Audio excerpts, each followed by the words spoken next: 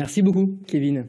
La menace de cyberattaque, on l'a dit, s'est intensifiée depuis le début de la guerre en Ukraine. Aujourd'hui, d'ailleurs, l'armée russe a annoncé qu'elle allait se concentrer désormais sur l'est du pays. Ce conflit est suivi sur place depuis un mois par la Nantaise Dorothée Oliéric. Son visage vous est peut-être familier. Grand reporter à France Télévisions, elle est venue témoigner aujourd'hui à l'université de Nantes de sa vie quotidienne sur un terrain de guerre. Mathieu Guillerot, Jérémy Leclanche. Devant l'ampleur des dégâts, ce sont tous les résidents de cet immeuble, mais aussi tous les des rues de Kiev à celle de Nantes. Après 5 semaines en Ukraine, Dorothée Oliéric revient dans sa ville.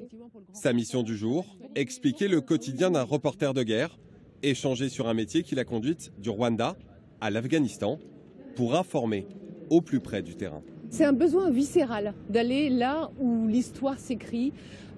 J'ai besoin de le vivre, de le raconter, de témoigner.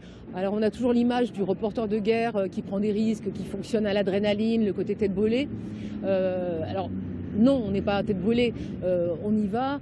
Malgré ça, bien sûr qu'il y a des moments d'adrénaline, mais ça nous porte, ça nous tient. Il y a eu pas mal dans l'auditoire, des Nantais avides d'anecdotes sur ses reportages, sa carrière, et curieux de découvrir sa vision de la guerre en Ukraine. Majeur à m'imposer en tant que femme. Chaque envoyé spécial, je crois, a un regard sur le monde. Il a un regard qui est personnel, etc. Et donc, les téléspectateurs, les auditeurs s'intéressent à ce regard. Je crois que ça apporte beaucoup. J'étais persuadée, là, en restant 5 semaines, que j'allais voir, non pas la chute de Kiev, mais en tout cas l'entrée des Russes dans Kiev, ce qui n'est pas le cas. Donc, j'ai aussi appris comment c'était sur le terrain avec les fixeurs, par exemple, et les choses comme ça. Je trouvais ça intéressant de savoir. Et puis aussi, en connaître un peu plus sur la situation géopolitique en Ukraine. C'était passionnant, incroyable. C'est un métier que vous auriez bien aimé faire ? Non, j'ai pas le courage de cette femme.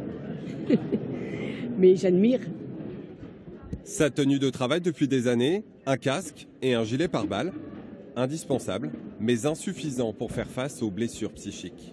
On a une force pour continuer, malgré les souffrances qu'on voit, malgré la mort qu'on côtoie, malgré les risques qu'on prend.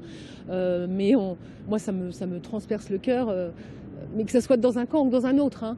Le recul, il est un peu théorique. Hein. Reporter de guerre, une passion, presque une addiction.